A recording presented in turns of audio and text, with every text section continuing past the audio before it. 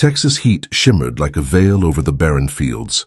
On August 15, 1943, when the first convoy of German POWs rolled toward Camp Hearne, a place that newspapers later called the Taj Mahal of Texas POW camps. But for the prisoners arriving that day, the shock began long before they stepped off the trucks. To them, Hearne looked nothing like a prison. From the road they saw rows of wooden buildings, trimmed lawns and tall water towers rising over the Texas plains. No barbed wire spools. No guard dogs straining at chains. No officers screaming orders. Just quiet. Structured. Almost peaceful. Many POWs later wrote that the first shock was the size. Camp Hearne wasn't a camp. It was a small American town, built from scratch in less than 7 months.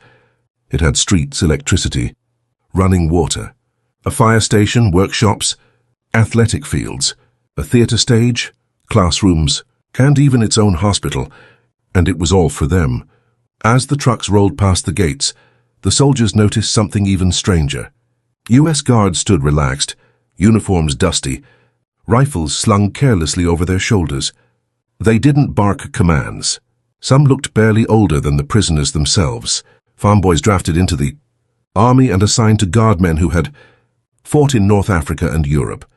One POW wrote later, "We expected chains and concrete. Instead, we stepped into a town more organized than many in Germany." Inside, the camp buzzed with life. Carpenters hammered new structures. Electricians ran lines between barracks. American engineers explained safety rules in broken German while adjusting generators.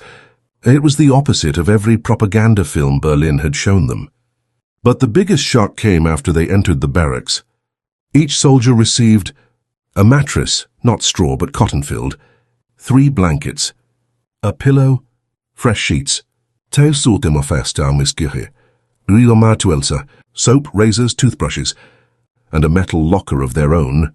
Some barracks even had potbelly stoves for winter, a luxury some German units at the front never received. Then came the rulebook, thin, simple, straightforward. It stated the rights of POWs under the Geneva Convention, including the right to mail and receive letters, the right to earn money working, the right to organize classes and activities, the right to fair treatment equal to U.S. soldiers' standards. For many POWs, this document alone felt unreal. Few believed America would actually follow it. But reality hit during their first meal.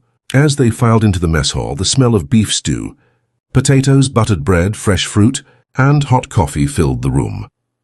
German soldiers froze, not because of fear, but disbelief. This wasn't camp rations. This was U.S. Army rations, and in 1943, many of them hadn't seen real butter in years. Fresh fruit was unheard of in wartime Germany. Coffee?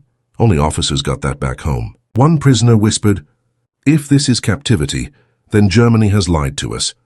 That night, after lights out, guards walking between the barracks heard something unexpected. Laughter. Not mocking, not triumphant, but relieved. Disoriented laughter from men who had survived Africa, Sicily and Atlantic crossings under fire. Now lying on clean sheets in a quiet Texas night, Camp Hearne would soon become even stranger. A place where POWs built theaters, ran orchestras, published newspapers, formed soccer leagues and debated politics. A place where the U.S. government discovered that treating prisoners humanely wasn't just moral, and it was strategic. But on that first night, none of the Germans knew what lay ahead. They only knew one thing for certain. America was nothing like the world they had been told to expect. The sun had barely risen over the Texas plains when the new German arrivals were marched toward what looked like a row of warehouses. They expected storage buildings or supply depots. Instead, a U.S. captain stopped the column, looked at his clipboard and said words no prisoner had ever heard before. "Welcome to your workshop district." Workshop district? The Germans exchanged confused glances. Inside the fenced area stood a blacksmith shop, carpentry sheds, a textile room, a shoe repair shop, a machine shop, and even a fully equipped print room.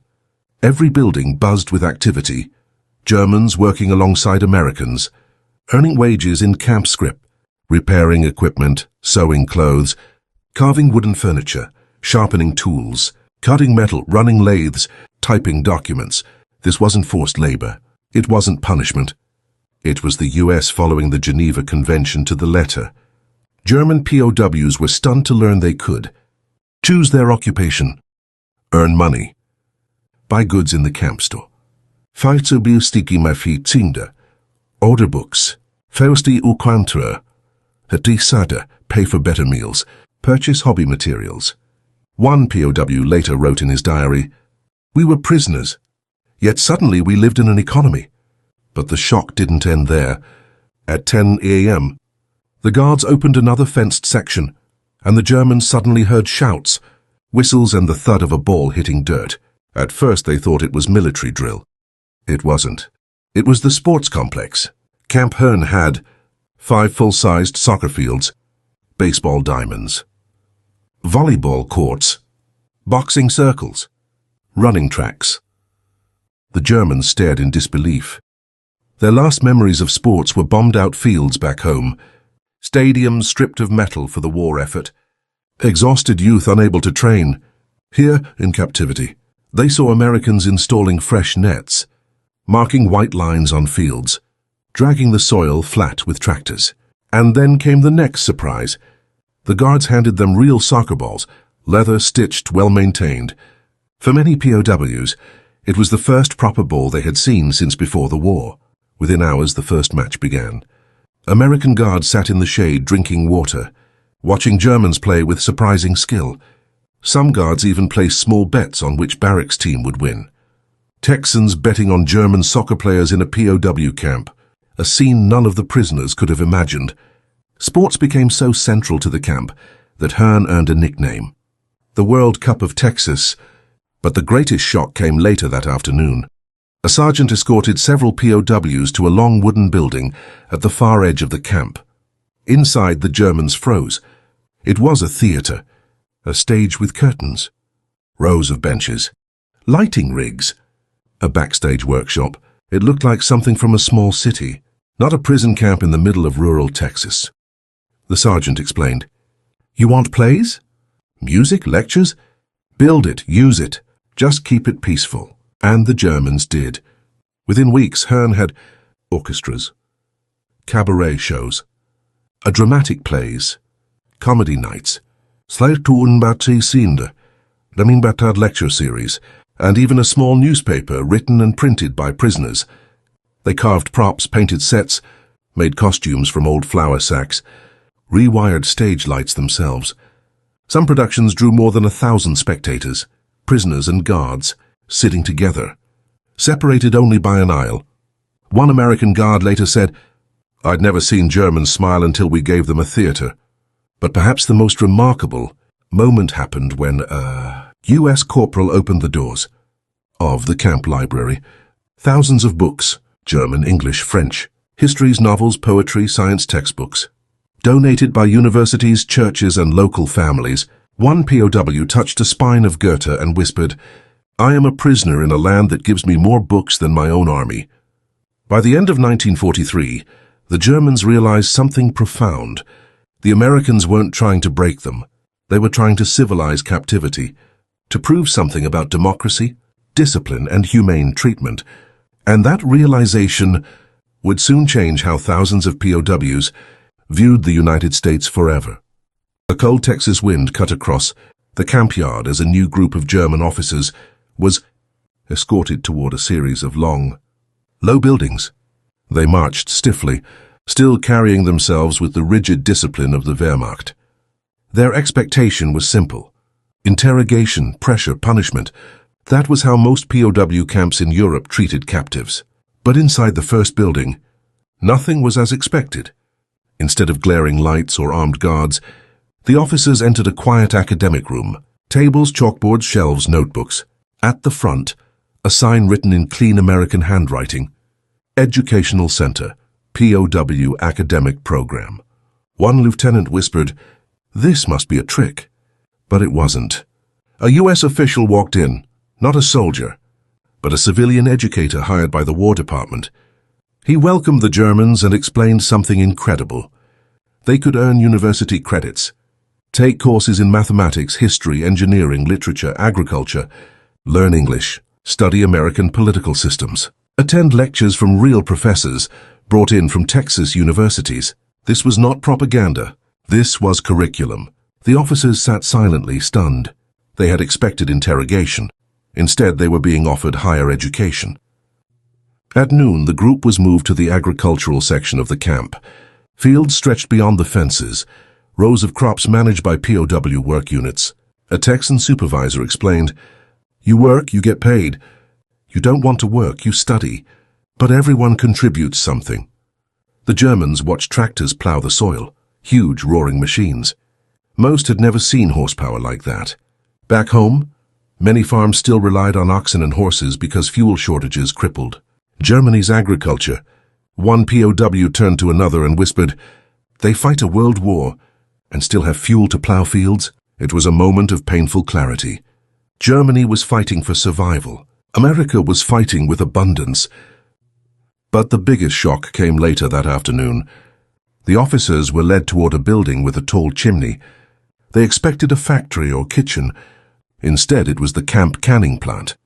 Inside, dozens of German prisoners, some former engineers, some farmers, some machinists, were operating a full-scale food processing line.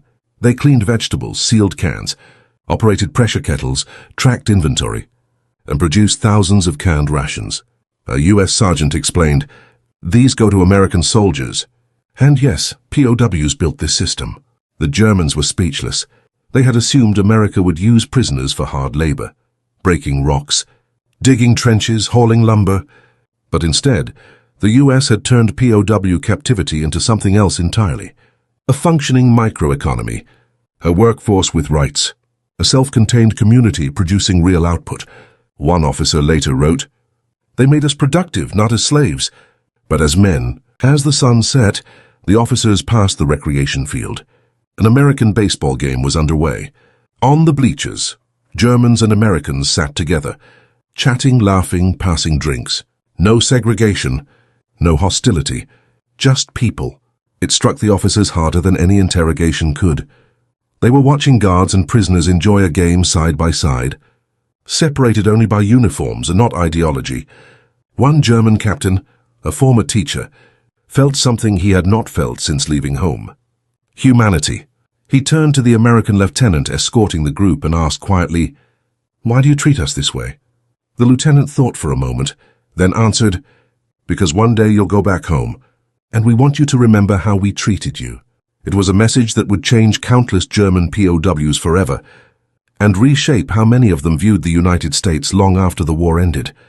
It was March 10, 1944, when a group of German POWs lined up on the freshly painted baseball diamond at Camp Hearne.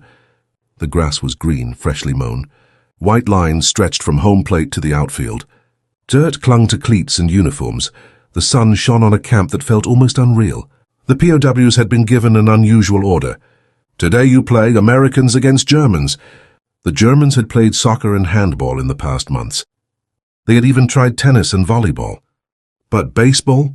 They had only seen it in films or read about it. Few understood the rules. Most had never held a wooden bat in their lives. A U.S. corporal approached the German team, handed them gloves, and began to explain the rules. Strike zone, home run, base running, pitching, catching, sliding. Every term foreign. Every motion foreign. Yet when the game began, the Germans were astonishingly quick learners. Former soccer players ran bases like lightning. Engineers calculated angles for throws with precise mechanics. Even officers who had only commanded troops adapted to batting techniques. Within minutes, they were competing with Americans on almost equal footing.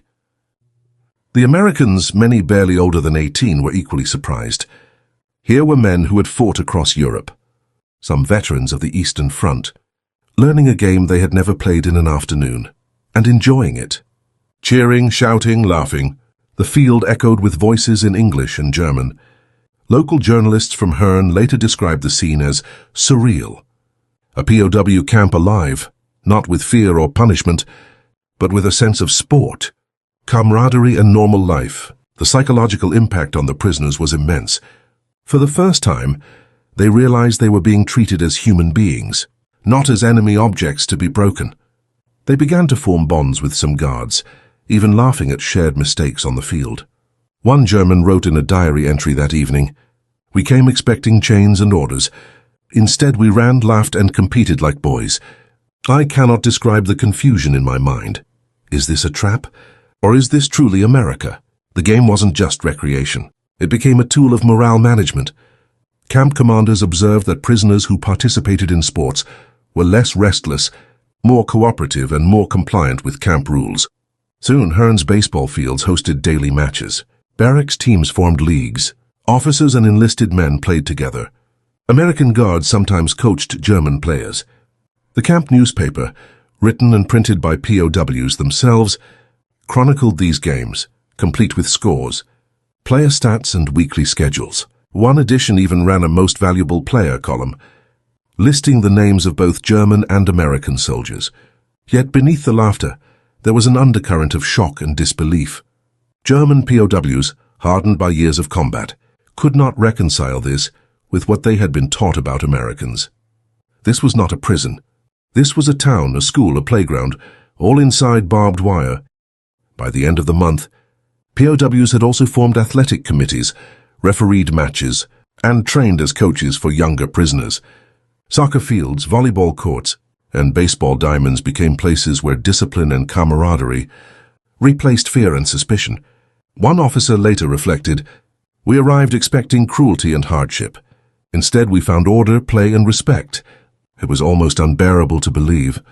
The spring sun set over Camp Hearne, casting long shadows across fields of sport. For the Germans, it marked the beginning of a strange new reality, one where captivity could teach, entertain, and even inspire respect for the enemy. It was June 12, 1944, when a group of German prisoners were escorted to a building they had only heard whispers about, the camp library. To them, libraries meant silence, discipline, and the distant dream of home. What they found inside shattered every expectation. Rows upon rows of shelves stretched from floor to ceiling, filled with books in German, English, and French. Novels, histories, technical manuals, poetry, science texts, thousands of volumes donated from universities, churches, and local communities. Leather-bound classics sat next to freshly printed textbooks. Maps lined the walls. Posters of famous inventors and scientists adorned corners. A former Wehrmacht sergeant whispered to his companion, "Is this for us or a trap?" It was for them. And not only that, they could borrow, read, and study at will. The camp librarian, a civilian volunteer, welcomed them warmly. "You may read, write, study, or even teach. You have the right to knowledge here. Take advantage." The German prisoners could scarcely believe it. Many had not touched a new book in years. War had stripped libraries, bombed schools, and emptied shelves. Yet here in the middle of rural Texas, they were handed access to thousands of books. Almost immediately, a few prisoners began teaching classes. Mathematics, physics, literature, history. Everything they had learned in Germany now shared with fellow POWs. They also organized language courses, learning English and teaching German. For many, it was the first time they realized they could continue intellectual life even as captives. The library became a hub of activity. POWs discussed politics, philosophy, and strategy. Debates over classical literature mingled with technical discussions about engineering and farming. The atmosphere was vibrant, stimulating, and completely unexpected. The psychological effect on the prisoners was profound. Men who had expected to be broken by captivity found their minds sharpened instead. Some wrote letters home describing the library as a miracle, while others began to plan future careers and studies, inspired by access to books they had only dreamed of. Local American newspapers soon reported, "POWs in Texas are reading more than most students in small towns." The Germans began to understand something crucial. This was not a place of humiliation or cruelty.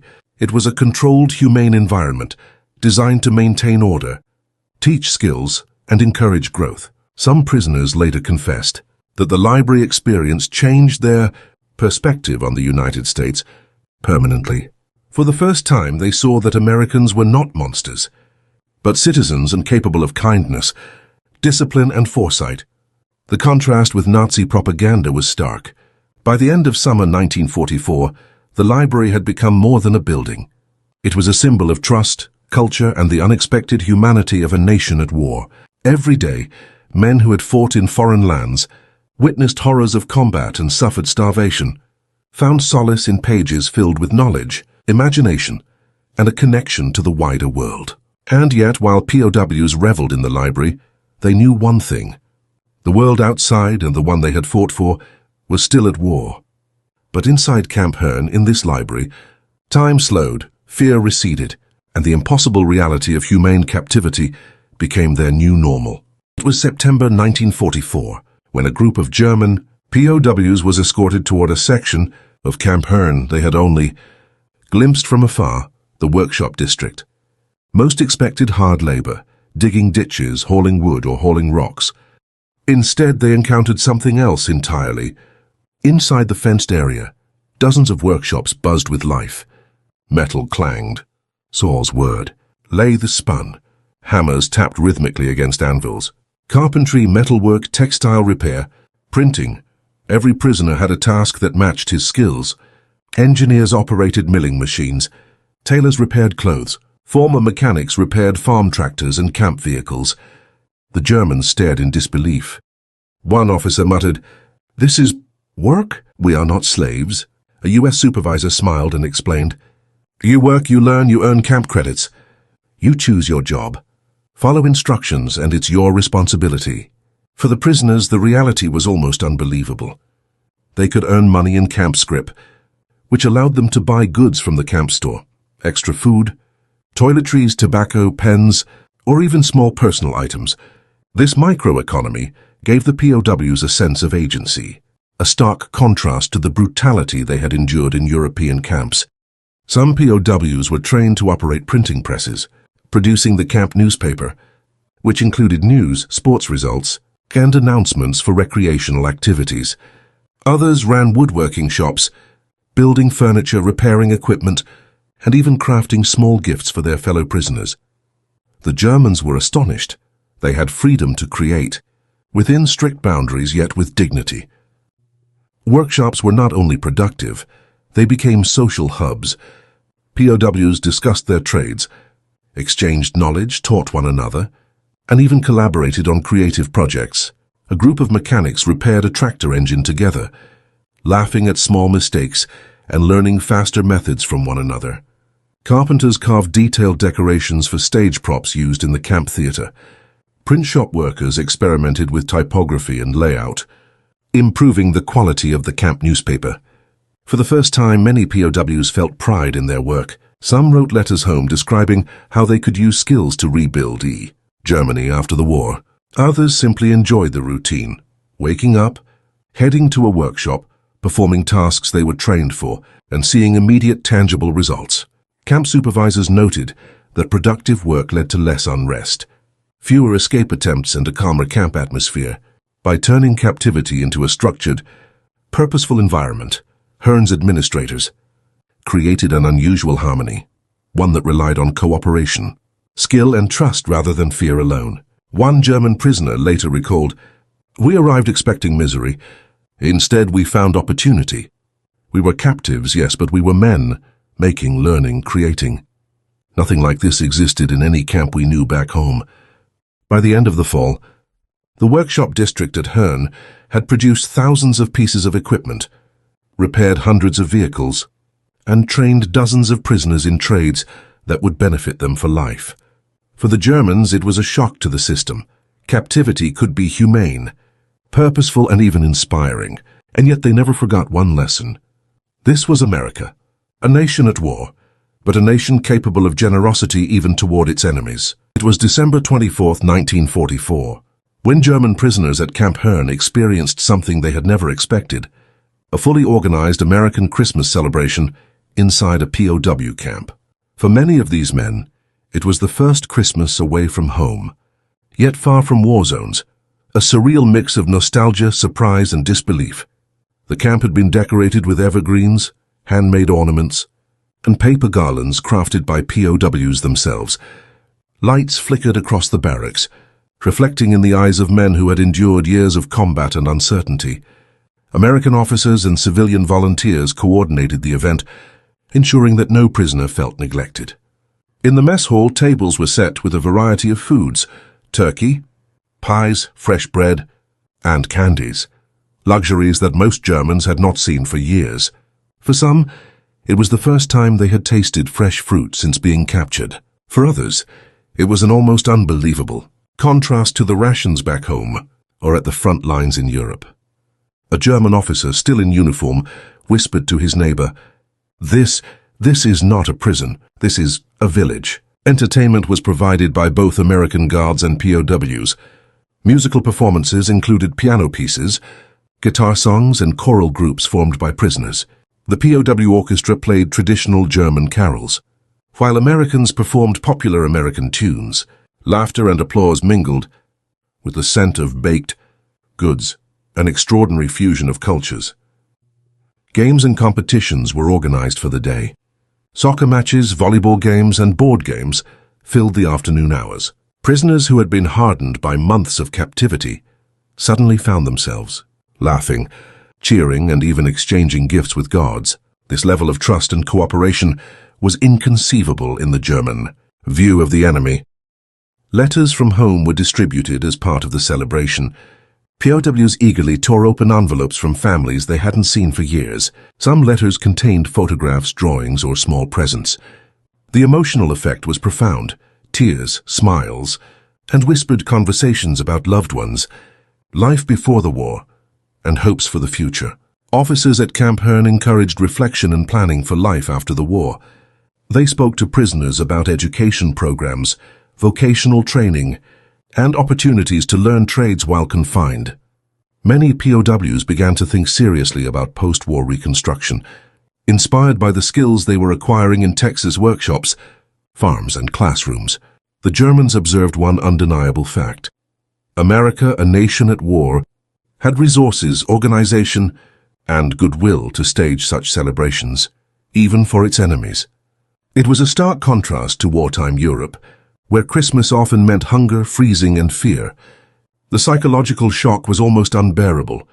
The country they had been taught to hate had humanity, culture, and generosity beyond imagination. A diary entry from one prisoner summed it up.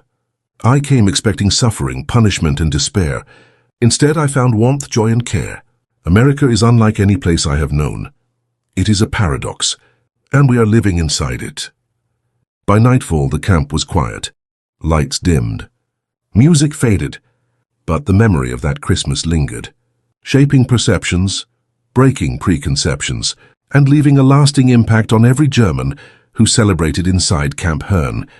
It was a Christmas unlike any other, and a lesson in the surprising humanity of a nation at war. It was April 3, 1945, when German POWs at Camp Hearne were led to another unexpected institution, the POW school. For many, this was entirely foreign. Captivity, they assumed, meant punishment and monotony, not education. Yet Hearne's administration had other plans. The school offered classes in English, mathematics, engineering, agriculture, and vocational skills. Some prisoners taught others. Former university professors led lectures on physics, chemistry, and history. The curriculum was carefully designed to prepare prisoners for life after the war, emphasizing practical skills, critical thinking, and language proficiency. A young corporal from Bavaria wrote, "We arrived expecting to be broken, to endure misery. Instead, we were asked to learn, to think, to improve ourselves." It is impossible to describe the shock. Prisoners could choose courses based on their interests and previous experience. Mechanics studied engine repair. Tailors honed sewing and textile techniques. Engineers revisited mathematics and learned about American manufacturing processes. Even art and music classes were offered, allowing prisoners to paint, draw, or practice instruments. The psychological impact was profound. Men who had fought on the front lines, witnessed destruction, and endured hardships suddenly realized they had agency over their minds and futures. Some POWs remarked that this was more freedom than they had experienced in Germany, where war, propaganda, and authoritarian rule had restricted thought and expression. Classrooms were lively. Discussions in German and English mixed with debates over literature, politics, and philosophy. Prisoners challenged one another's assumptions and learned new perspectives on democracy, society, and human rights. Many began to see Americans as more than enemies, as people capable of reason, fairness and compassion. The school also fostered cooperation between prisoners. They worked on projects, built models, repaired equipment, and assisted in camp administration tasks. These activities taught responsibility, teamwork, and trust, skills many would carry into post-war life. Camp supervisors noticed striking effects.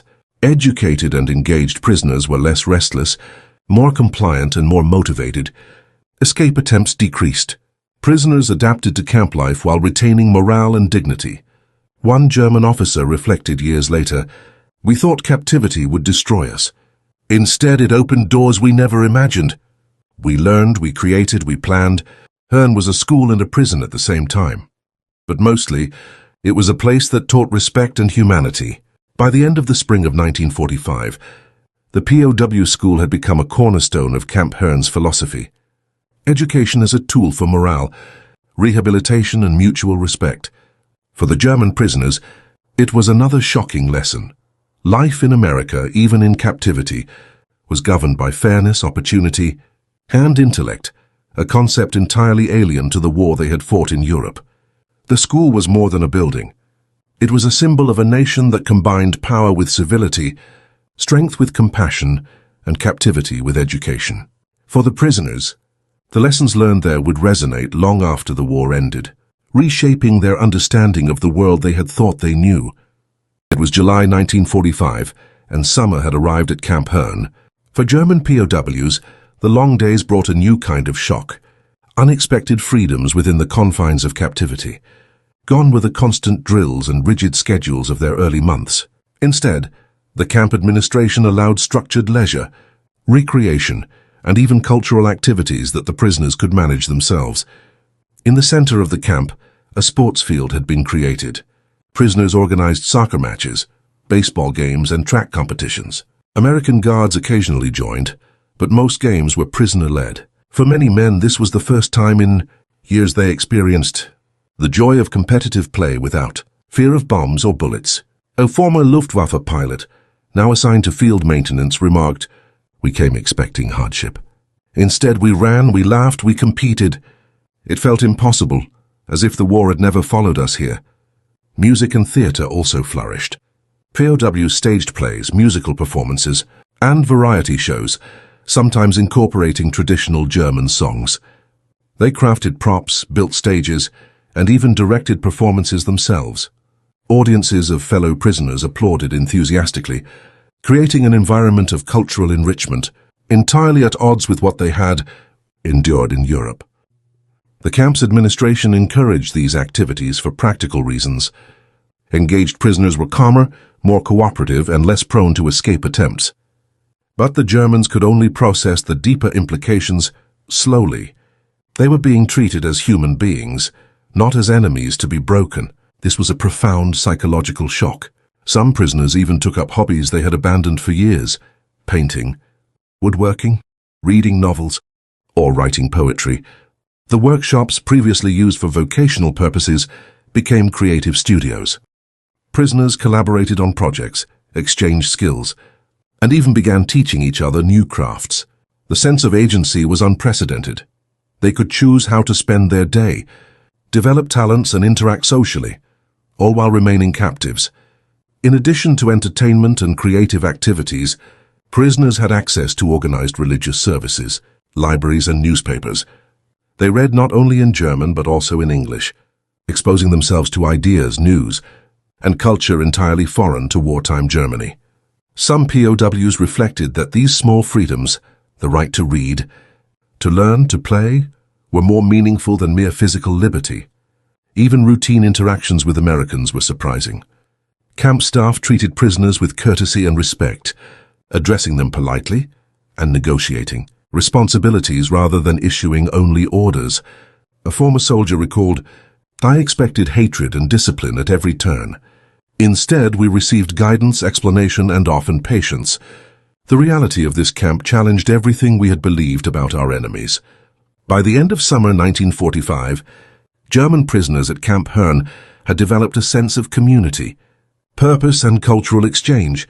They had been shocked repeatedly by the library, workshops, education, and now by the freedoms afforded them. Each new experience chipped away at the rigid propaganda they had absorbed and planted seeds of understanding, reflection, and perhaps even admiration for the American way of life. In the end, Hearn was not merely a prison. It was a microcosm of a society that combined order, opportunity, and humanity, teaching prisoners that life could be structured, safe and meaningful even in captivity. It was October 1945, and World War II had ended months earlier. Yet the German prisoners at Camp Hearne were still processing the reality of their experiences in the United States. They had arrived expecting hardship, hunger, and brutality. Instead, they found order, opportunity, and unexpected humanity. The final months of captivity were filled with reflection. Prisoners thought about the workshops where they had learned skills, the classrooms where they had studied, the library that had offered a world of knowledge, and the sports fields and theaters that had given them moments of joy. Every aspect of camp life had been designed to maintain dignity, structure, and mental well-being, a stark contrast to what they had endured in Europe. Many POWs later described the psychological shock of realizing that America, a nation at war with them, could provide comfort, education, and culture rather than cruelty. The freedom to read, learn, create, and even socialize within a secure environment was unprecedented. It challenged every assumption they had been taught about enemies, warfare, and the purpose of captivity. Some prisoners wrote home about their astonishment. Letters described the library full of books, the workshops producing furniture and equipment, the classrooms where German and English were studied side by side, and the theater performances that brought laughter and culture to daily life. For those who survived the brutality of the European front, these letters were almost unbelievable, a narrative of kindness and opportunity that contrasted sharply with the war's horrors. Social interactions were equally surprising. Prisoners were treated with respect by guards and administrators, encouraged to take initiative, and allowed to pursue meaningful work or hobbies. This was a revelation to men who had been indoctrinated to believe Americans were ruthless, unfeeling, and violent. Instead, they found fairness, structure, and a society capable of empathy, even in the midst of war. The cultural shock extended to everyday life outside the camp. POWs who were allowed supervised work on nearby farms or in local communities witnessed American industry, agriculture, and public services operating at a scale and efficiency they had never imagined. For many, the contrast between these realities and the propaganda of Nazi Germany was stunning, almost disorienting. By the time repatriation began in late 1945, German prisoners left with a complex set of emotions. They were grateful for humane treatment, impressed by American society, and often perplexed by the contrast between the war they had fought and the lives they had been allowed to live in captivity. Some returned home determined to rebuild their country, inspired by the education, work experience, and cultural exposure they had received in Texas.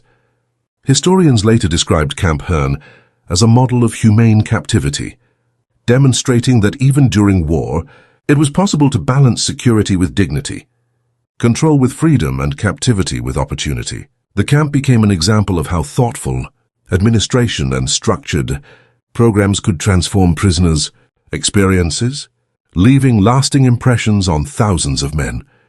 For the German POWs, the lessons were profound. They had been shocked, amazed, and educated. They had encountered a society that combined discipline, culture, generosity, and efficiency. And they had learned that even in captivity, humanity could flourish, leaving a legacy that many would carry for the rest of their lives. Camp Hearne was more than a prison. It was a window into a world they had never imagined, a world of possibility, learning, and dignity, and a place that would forever alter their understanding of America.